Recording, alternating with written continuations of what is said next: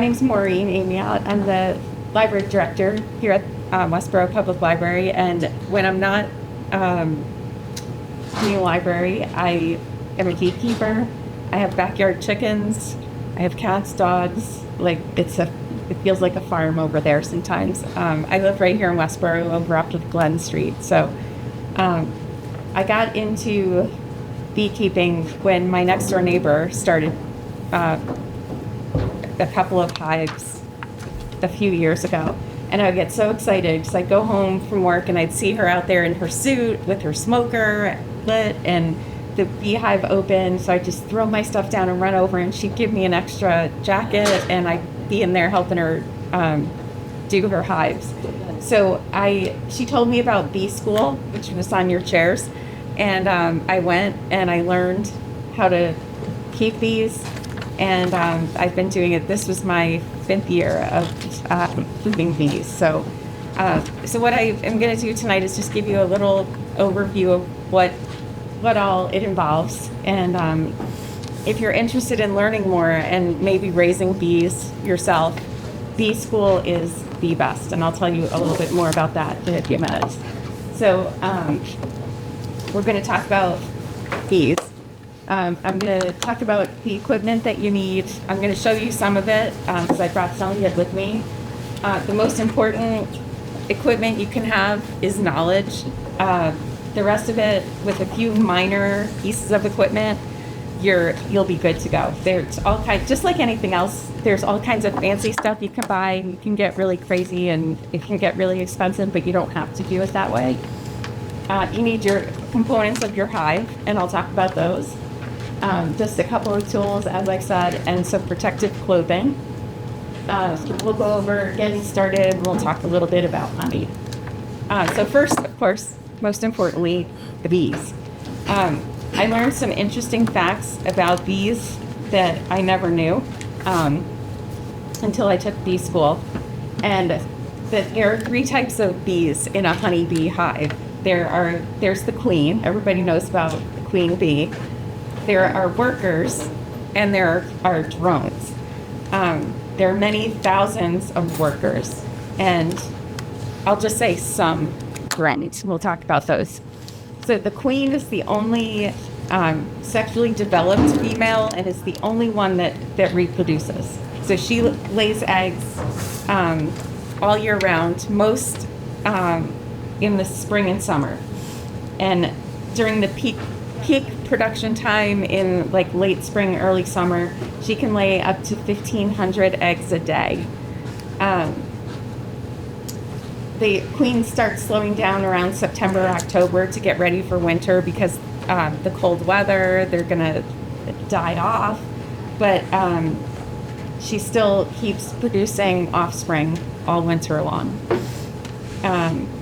A queen may produce up to 25,000 eggs in her lifetime, and 25,000 in a year, and up to 1 million in her lifetime. And queens can live for several years, sometimes for as long as 5, but they're only really producing eggs like at a really good rate for about 2 or 3 years. So in the colony or in the hive, the workers are the vast majority, and they are all female. That was what I learned, and I never realized that. The females have all different roles, and they have roles from the time they're born until the time they die. They clean and polish the cells in the honeycomb. They feed the brood that is newly hatched. They take care of the queen. They remove debris. They cook, they clean, they do all the things. They collect food, they build beeswax comb, they guard and defend the entrance to the hive. They air condition the hive. They ventilate it during their initial few weeks as adults. Later on, they go out into the fields and forage for food. They collect pollen and nectar, and water as well, and bring that back to the hive. The worker bees live about 6 weeks. And you'll hear me refer to drawing out comb, and I'll explain how that works, but that's building the comb inside the hive. that the queen will then use to lay the eggs, or that the workers will use to store the pollen and nectar and water. So once the queen lays the egg in the honeycomb, after about 3 days, it develops into larvae. Nurse bees then feed the larva, and about 6 days old, they call it capping this cell. They put a protective covering over it so that the larva can develop underneath the cap. Later, when the bee is fully developed, it chews through the cap, it hatches, and it comes out, and it knows its role, and it starts working. The last one, the drones, are the male bees, and they're the largest bees in the colony beside the queen. And they're present only in the spring and summer, and it's a really interesting story. But the drone's head is much larger than either the queen or the workers, and so they're somewhat easy to spot in a hive. Their main function, their only function, is to mate with a queen during her mating flight. When she is hatched, she goes off on a mating flight, she mates with drones, and she comes back to the hive and she never leaves again. So the drone's only job is to mate with the queen. And they die instantly upon mating. Although drones provide no useful work for the hive, but their presence is thought to be important for the colony to function normally. The other funny thing about drones, they eat 3 times as much food as the workers, and they usually only eat pollen or nectar from within the hive. So they'll go out and fly around, look for a queen, don't see one, don't land on a flower and collect it. You'd rather come back and eat pollen and nectar that's already been collected. And then when the cold weather comes in the fall and the pollen and nectar becomes scarce, they call it having a dearth, the workers kick them out into the cold and leave them out there to starve and die. So nature's brutal. So there's lots of reasons to become a beekeeper. I did it because I think it's good for the environment, and I was hoping to get some honey. And some people do it for honey production, some people do it for beeswax production, some do it just for fun. There's all different reasons. But to get started, you just you need some equipment, and I can't stress this enough, but it's probably in this presentation multiple times. Knowledge is the most important thing. And as I said, I highly, highly recommend Bee School. And it's why I wanted to do this talk now, because if you looked at your handout, this year's edition of Bee School starts in 2 weeks. So if you are interested in going, it's 8 consecutive Thursday nights. And since COVID, they moved it completely online, which is convenient, but it's also like several hours of Zoom. And we all get Zoom fatigue, but it is fantastic. They will match you up with a mentor who will help you through the whole process, who is always available to answer questions. They'll come out and help you install your bees into your hive, answer questions. You think something looks weird. You don't know why they're all doing something. Why are there so many outside? That was what I called my mentor for. There was a hot night, and they were all on the outside of the hive, and I thought there was something wrong with them. So I took a picture of it. I sent it to my mentor. I was like, what the heck is happening? And she's like, oh, they do that when it's hot.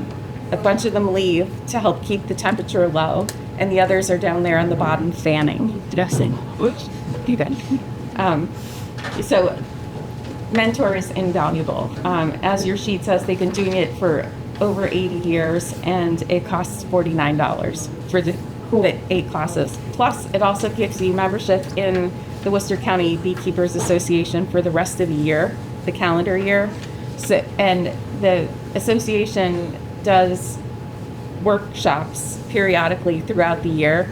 They do a hive opening. They show you how to inspect your hive, what to look for. They give you tips on feeding your bees if you need to during the spring or during the summer. And then as we head to fall, they always do a session on winterizing your hive and how to get your hive to live through the winter. So just incredibly valuable for such a small amount of money. Did you say this is Zoom? It is on Zoom, yes. Is it also in person? I don't think it's in person at all anymore. When I took it before COVID, it was in person only, and it was at Grafton High School, and they filled the auditorium. Wow. So it's hundreds of people who are participating, and it's just fantastic. Can you watch, not technically up on Zoom, but can you watch it later on Zoom? I think it's available for maybe a week until they do the next class, because each class builds on the knowledge that you learned, so they don't keep it open too long. Does that When help? does it start? March? It starts February 29th. It's in it? I think it's on the back. So your hive has a few different pieces. Sometimes you have a fancy stand. I have a fancy stand, you'll see in my little video. Sometimes people just put them on cinder blocks. Sometimes if you have a spare table you're not using, it does not have to be fancy or expensive. But there's always a base to keep the hive up off the ground, or you'll get ants and other insects in it. Resting on the base is a bottom board. That's where just everything rests on the bottom board, just like a foundation of a house. And then the first box, the hives are made out of boxes, and I have one very well used and well loved one. We call it a brood box, because when your hive starts, this is where your queen spends a lot of her time laying her eggs, and where the biggest cluster of your worker bees will live. So we call that the brood box, or sometimes we refer to this as a deep. And This is to once our brood box gets full of capped, remember we talked about capped larvae? Once that starts to get full, that takes a few weeks after you've installed it. Now we're ready for the next level. So our family's getting bigger, we need a bigger house.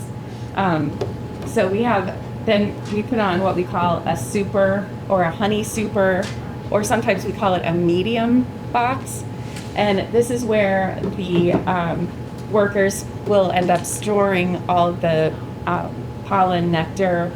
They'll turn this into honey, and they'll keep building and building on that. So beekeepers will watch the honey supers, and as this one gets full, we'll add another.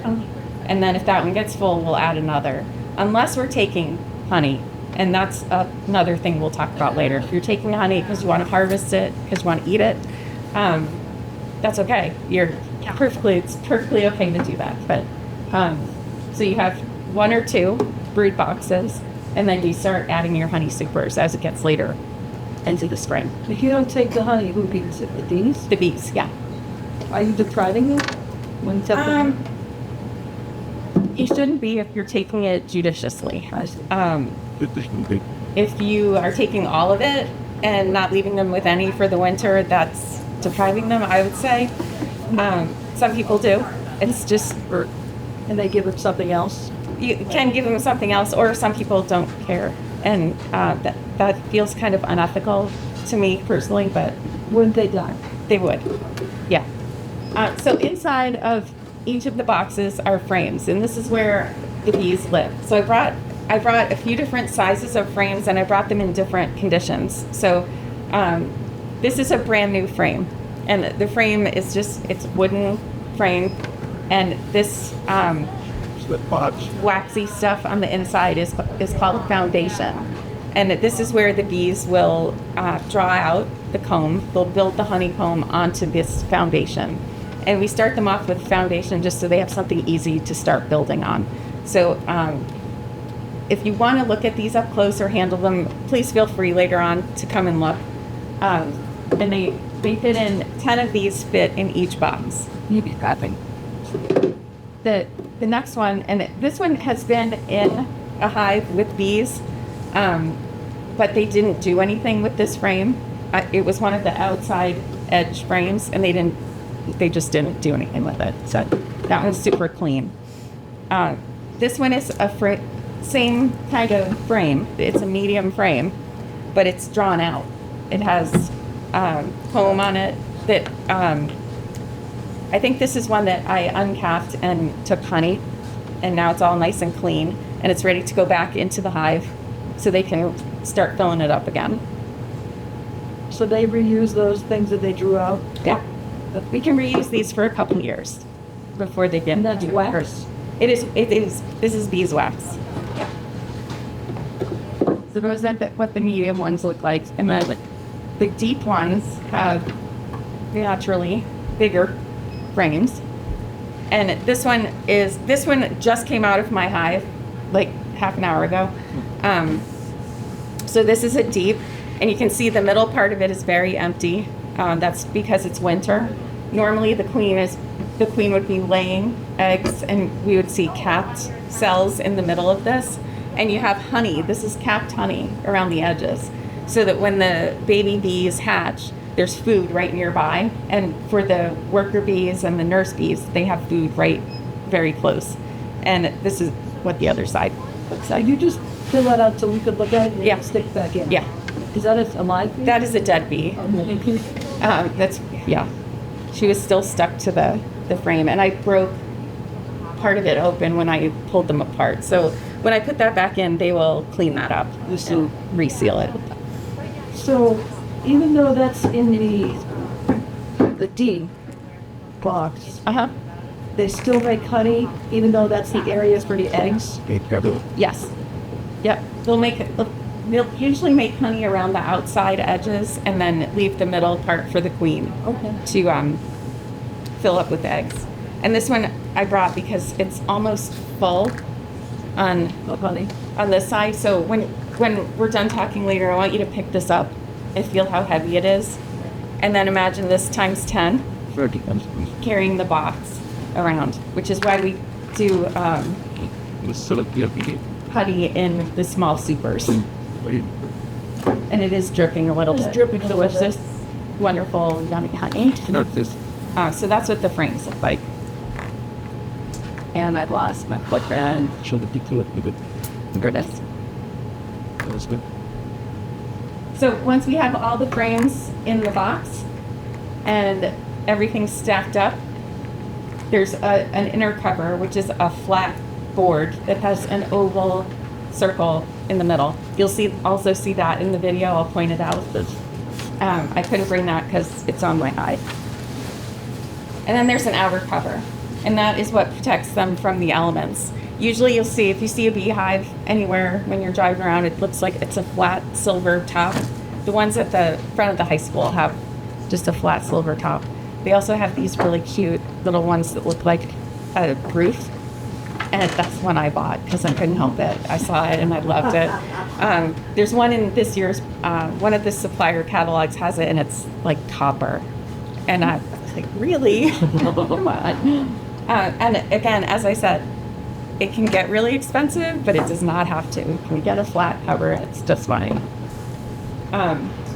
So when you get started, I mentioned there are a couple of things that you need that are super, super important.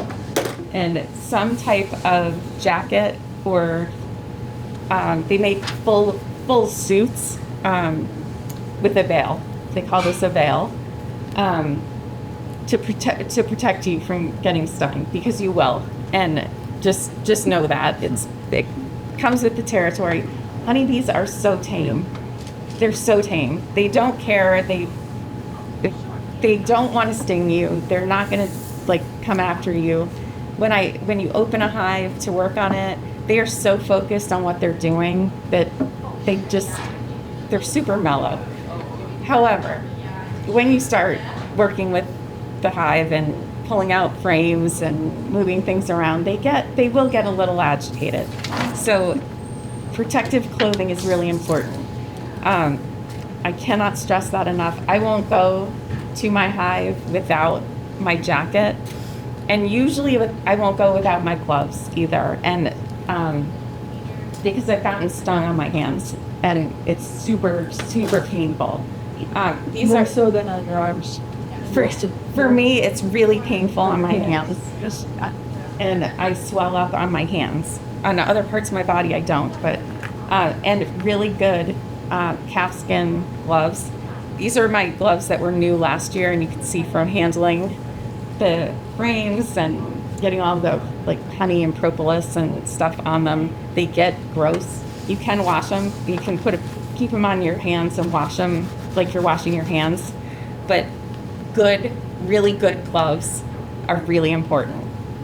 Cannot stress that enough. The only other things you need to get started are these two pieces. You may have seen one of these before. This is a smoker. And when you have this lit, I can't light it in here or we'll all be standing outside. The top pops open. You fill it with your smoker fuel. I like to use pine needles and the pellets that go in a pellet stove because they keep my smoker lit. And then I just keep feeding it pine needles because that makes sort of a cool smoke and it doesn't burn them. But we need smoke because when they start to get agitated, they tell each other and then they all get agitated and they start coming out. And that's when stings happen and nobody likes that. and you said cool smoke, you mean cool in temperature. Yes, cool in temperature. So you light it and the smoke comes out the front and then this little bellows kind of shoots the smoke out. And we just sort of smoke over the tops of the frames and that causes them all to go back in. That's an instinct for bees that there's a forest fire, we need to go in and protect the queen. So they all go inside instead of being not swarming, but flying around your head, getting agitated and wanting to sting you. So a smoker. And this is also a very well-loved and well-used, we call this a hive tool. And this we use in a lot of different ways. When there's a full box of frames, we use this to pull. I'll show this to you up close too, to lift up the hive frames, to pry them apart. And when the boxes are stacked, bees naturally create propolis. You may have heard of that. It's a dietary supplement. Sometimes it's really good for you. But it's a sticky substance that bees make to sort of insulate their hive from any airflow. But it causes the boxes to stick together.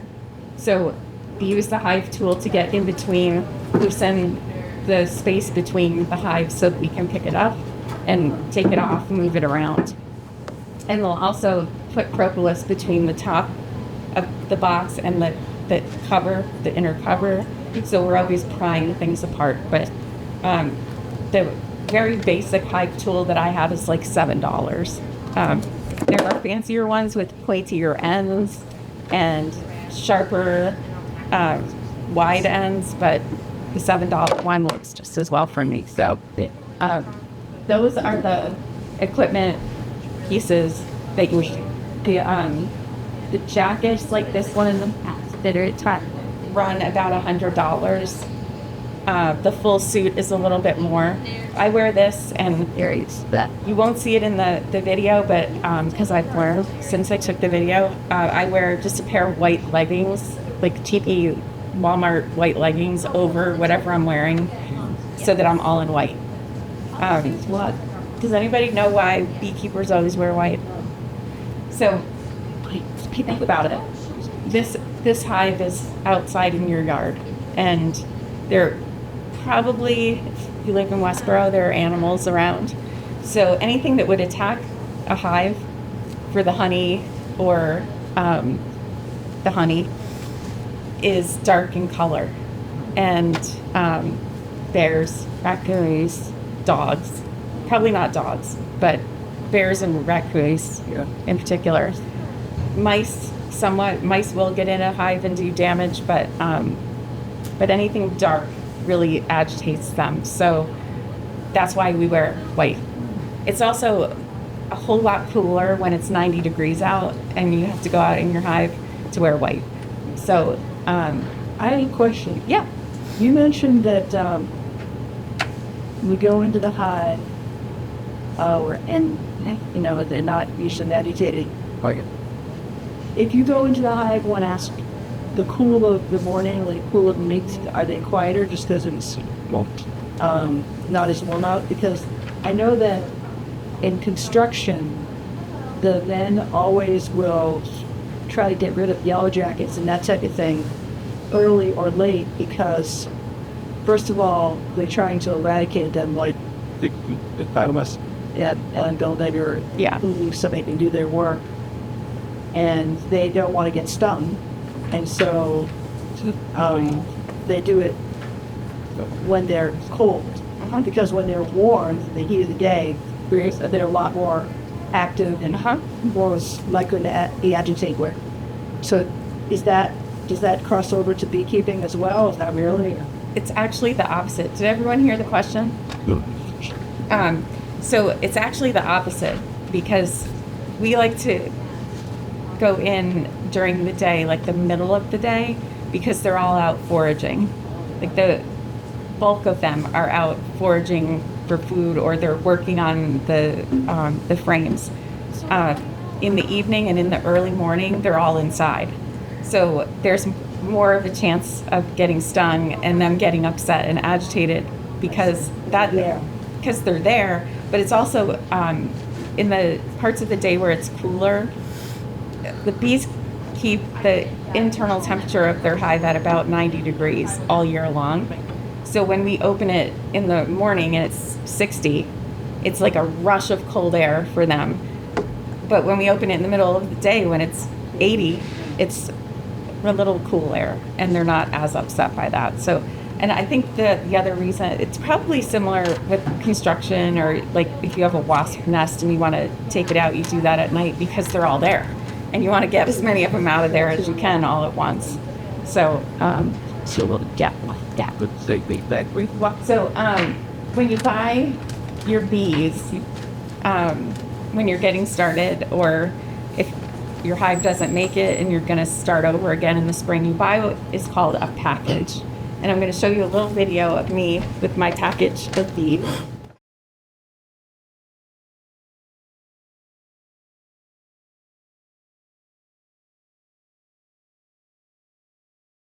Today I'm installing my package of bees.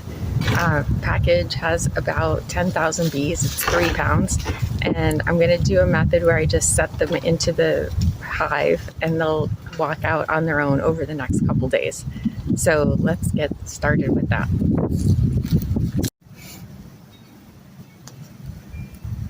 So now I'm just going to take the cover off, and underneath the cover is a metal can that has sugar syrup in it that the bees were eating while they were traveling. So I have to take that out.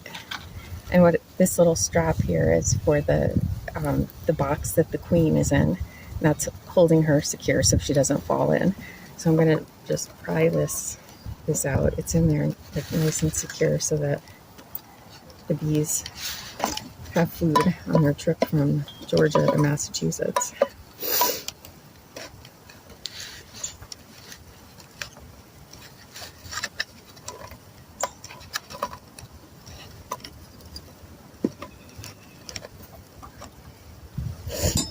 And that's going to come out, and then I'm going to cover the box.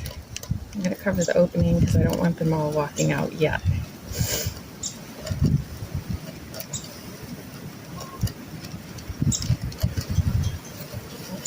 Got a few escapees, but that's okay.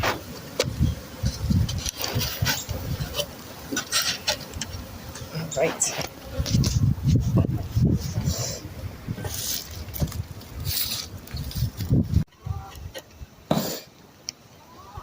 Okay, so the first thing we're going to do is put the queen in.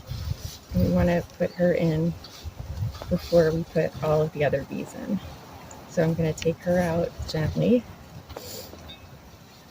Her little box is attached to this strap. Some of the bees will come with her, and that's okay. But she's in this little box. And her little worker bees are, you can see they're very tame. They're not see that she's in the box. Just take a look and make sure that she's in there. She has a dot on her. Every year the dot is a different color.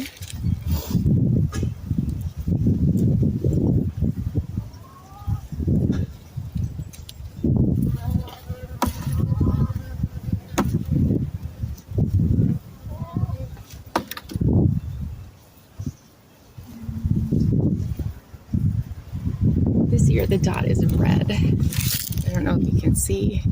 She has a red dot on her back. That makes her easy to spot when she's in the hive. So I'm going to put her in. I'm going to take out, there's a little cork on the end.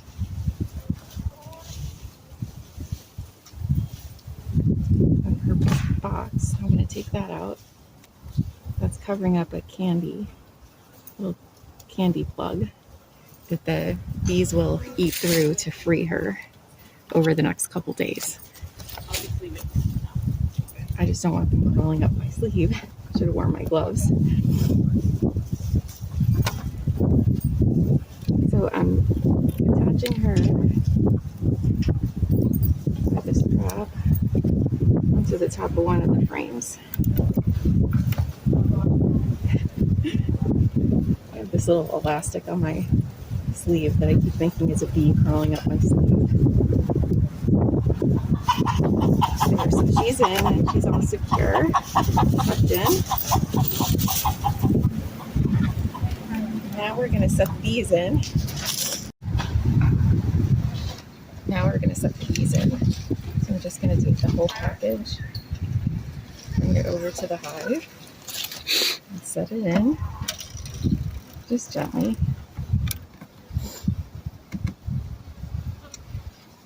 And scoot the frames over so that they're tucked right in. Otherwise, bees will fill the space with extra comb that they don't need. So we'll just squish these together, maybe add one more in. That'll fit. And then this is going to just set for a couple days. And in a second,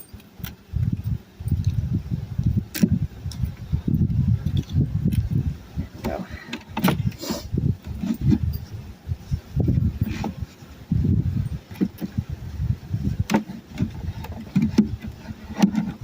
Get everything lined up correctly. There we go. Okay, here's the big unveil of the bees. Just gonna take the cover off, and out they come. And you can see they're really tame. They're just gonna kind of fly around. They're gonna walk out, and we're gonna just let them do their thing. So I'm gonna put the cover on, and we'll be back in a few days to check on them. That's it.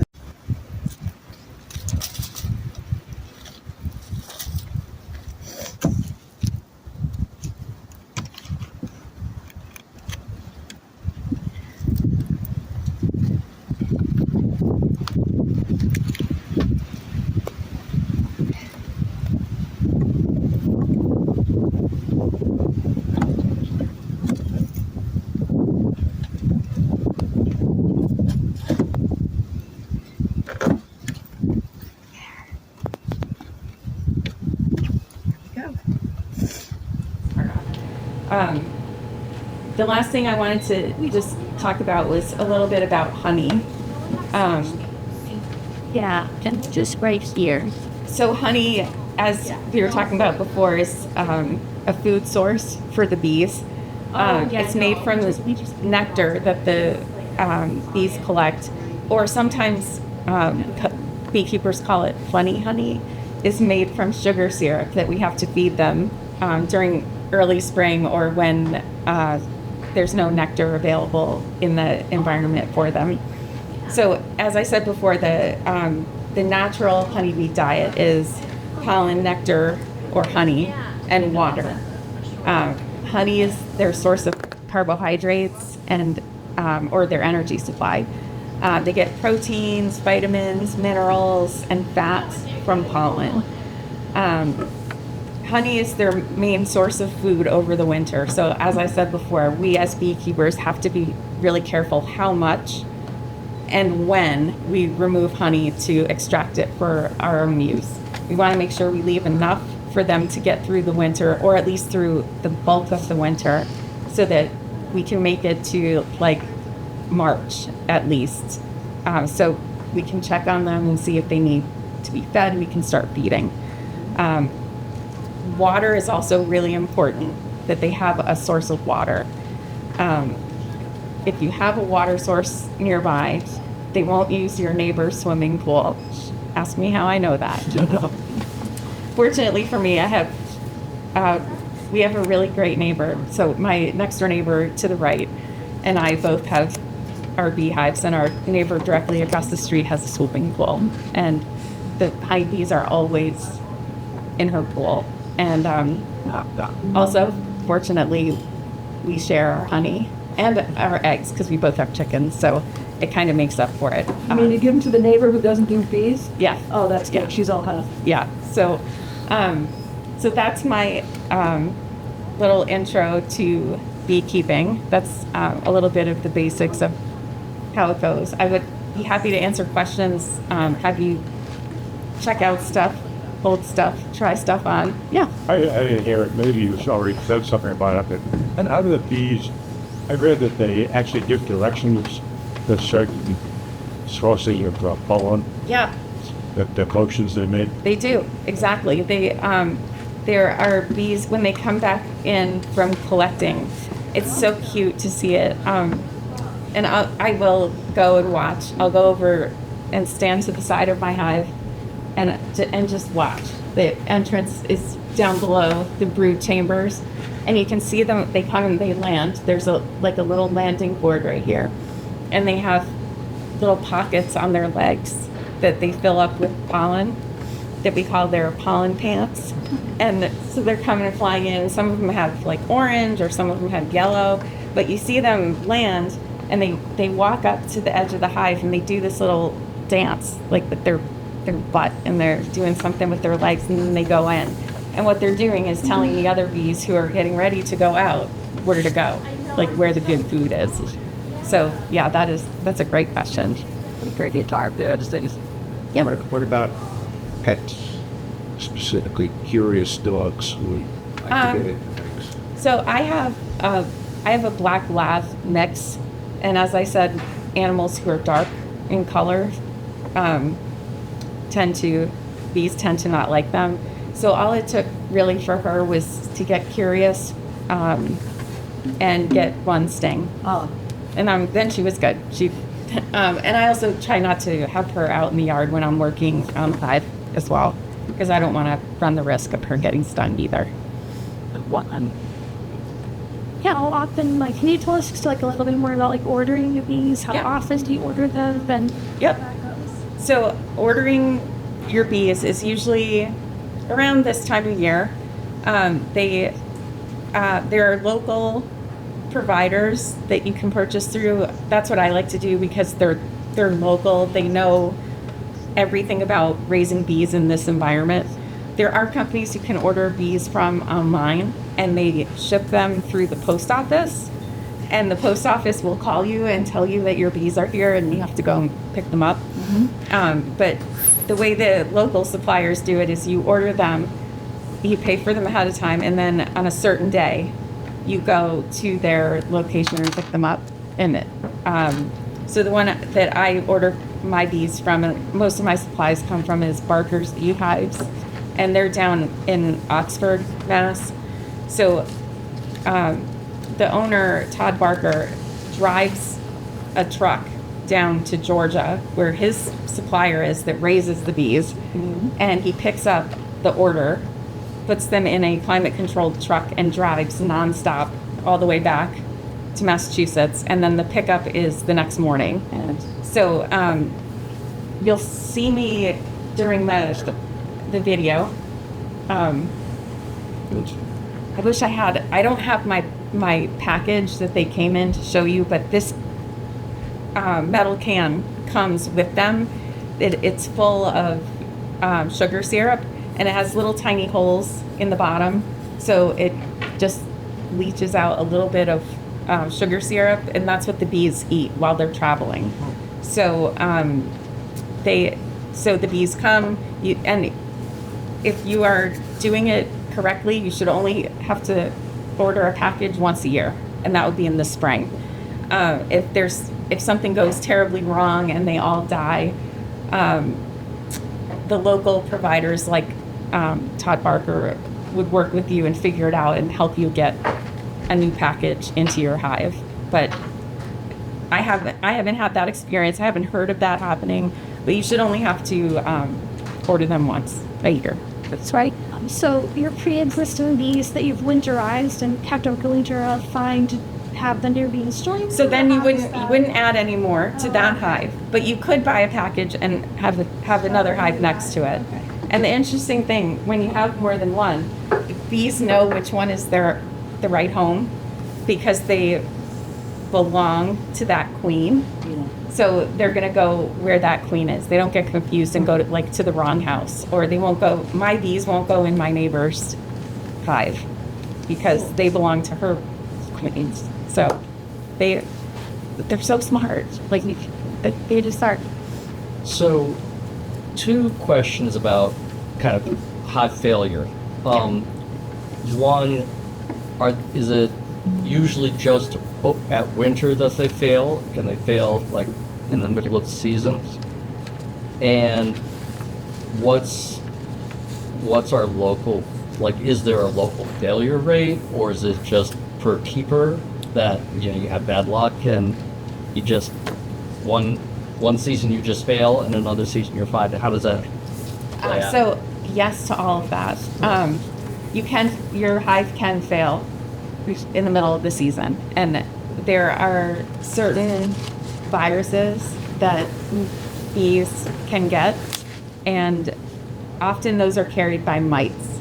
The varroa mite is the one that lives on honeybees, and there are treatments that we have to do periodically throughout the summer. There's ways that we can test to see if our bees have mites, and if they do, how bad is it? Because we always try to keep ahead of it and keep the mite count low so that those viruses don't happen and don't spread. Because if my hive gets a virus, they probably will spread it to my neighbors, and then hers will spread it, and it will just exponentially go everywhere. So we're really careful about treating our hives. The other thing, and you've heard the terminology of beehive swarming. So for honeybees, what that means is the queen has decided, the queen has like slowed down laying for whatever reason, and the workers are not having it. So they'll create their own queen, and when that one hatches, a hive can only have one queen. So the two queens, either one of two things will happen. Either the queens will do battle, and the one who lives wins and stays. Or when the queen hatches, the old queen will take half the hive with her and leave. And that's what you see as a swarm of bees. Or if you see a big cluster of bees in a tree, that's half of the hive that is around the queen, protecting her. And they'll stay there and try to make it. Or if someone observant notices it and gets a beekeeper there, we can trap that hive, and then that becomes my next hive that I bring home that goes next to my existing one. But so there's lots of reasons why a hive could fail middle of the year. It's also not uncommon for a hive not to make it through the winter for the same reasons, that maybe we did all the treatments on time, but they still get a virus because somebody else didn't, or cold temperatures. They're used to the climate that we live in, but if we have an extreme cold, they might not be able to make it through that. Like last year. Not this winter, but last winter. There was a really short period of time that Killed a lot of. killed a lot, yeah. But the thing that my hive last year, they made it through the winter. I was so proud of myself. And then we had this stretch of weather where it was warm enough to open the hive, but it was pouring rain for days and days and days. Do you remember? It was a couple of weeks last spring, and I couldn't get to my hives. My neighbor couldn't get to hers either. And we lost both of our hives because they starved, because they couldn't get out to get the food either. And even if they had gotten out, Couldn't you give them something like syrup? I could have given them syrup, but I couldn't open the hive when it was pouring, because you don't want water and humidity inside the hive, because then if you get a cold snap, you have frozen bees. You just don't want them. You don't want that to happen. So I felt terrible. I starved them and they died. It was so close. It was so close. They seem to be doing okay for this winter, so fingers crossed. I have a question. Excuse- The funny honey, you called it? Yeah. So there's a fellow nearby me. He sells maple syrup and honey, scared wood yolk. And he says, "Oh, that's my spring honey, and that's my summer honey, and that's my fall honey." And like the spring honey is really light, and it gets darker. Yeah. So That's probably the food source, the pollen. It's whatever's blooming at I that see. time of year. That's what causes that. That's not funny to me. okay, Yeah. because I was wondering what you had. Yeah. So the funny honey is just syrup. That's just syrup that they make into honey, and the people who are purists will say that that's not Real honey. really honey, because it's made from sugar syrup. So as a beekeeper, I give that back to them as food. If they make honey out of the sugar syrup, I just extract you it tell? and give it back to, because I You know the difference of Yeah. what it looks like? yes. Get you top. There is. And your question about like the percentages, I know from bee school it's extremely high failure rate.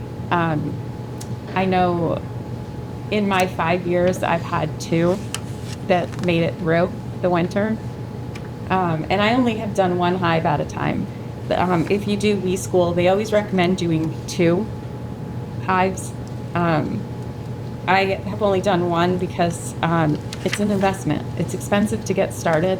And so my reward for the next time I get them through the winter will be the 2nd hive. But for now, I want to make sure that I can successfully overwinter a hive before I invest more money and time into doing it. But it's very high. I would say 60 to 70%.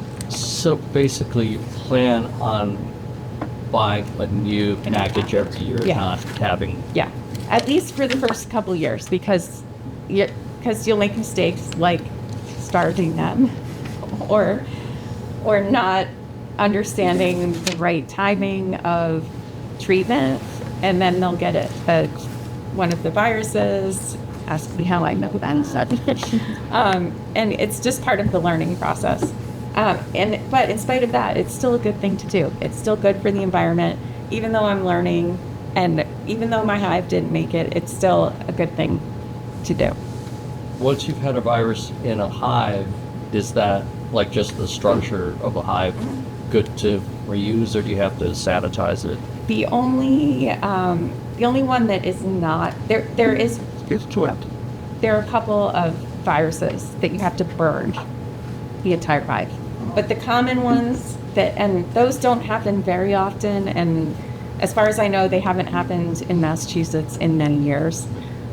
The common one that they get is called nosema, and that one you don't have to burn your hive. I just wipe mine down with soap and water, and it's wood, so I don't want it to be like too wet, but I wipe it down with soap and water, let it dry in the sun. And there is a state bee inspector, which is also something I didn't know, but he comes out and inspects your hive if it doesn't make it over the winter, and tells you what happened and what to do next season. And he'll come out during the year and inspect for you as well, and tell you how it's going and show you what to look for. And he was the one who told me what to do after my first hive. Who's the Died. operated by? The extension service? No, the Mass Department of Agricultural Resources, MDAR. So he has to pay a Carnegie No, it's not in Westborough. There's no permit. or the state? Why state doesn't require it. But business. Are there any plants that you might plant in the yard that wouldn't be good for the bee? I don't think so. There's lots that are good for them, but I don't know of any that are not. That would hurt them. Yeah.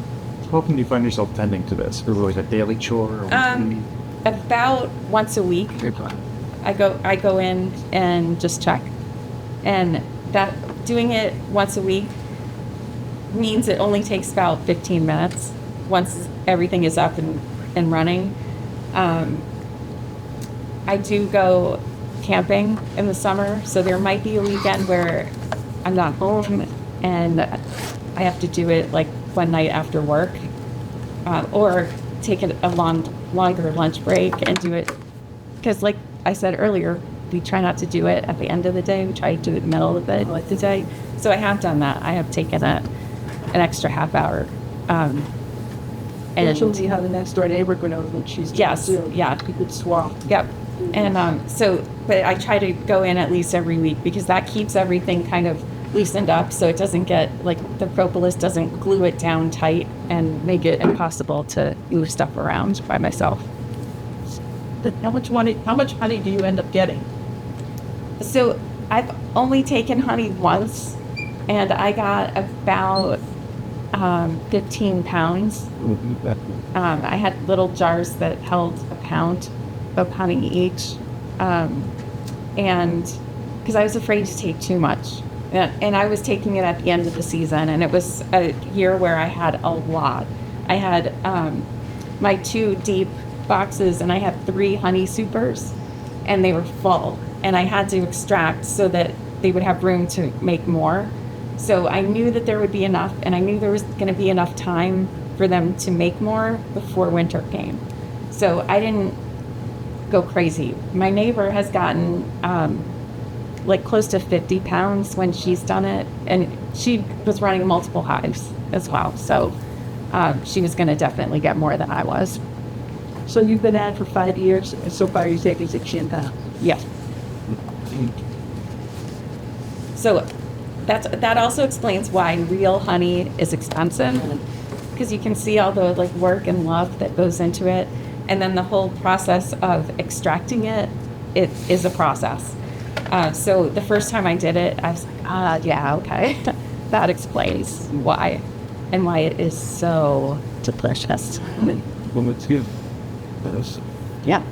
do you need to do anything to fend off like animals, raccoons, like fence around it or something? I don't. Some beekeepers who have many hives who do it like for commercial reasons will do electric fences for bears. I don't know any of those people. The beekeepers I know in Westborough don't have that kind of setup.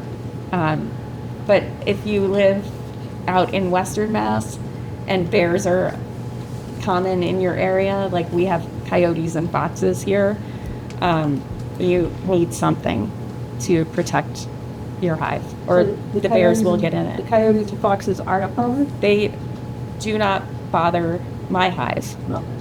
They really want to eat my chickens, but they don't bother my hive at all. It's like they don't even know it's there. Yes. Well, thank you. Thank you for coming. All your questions.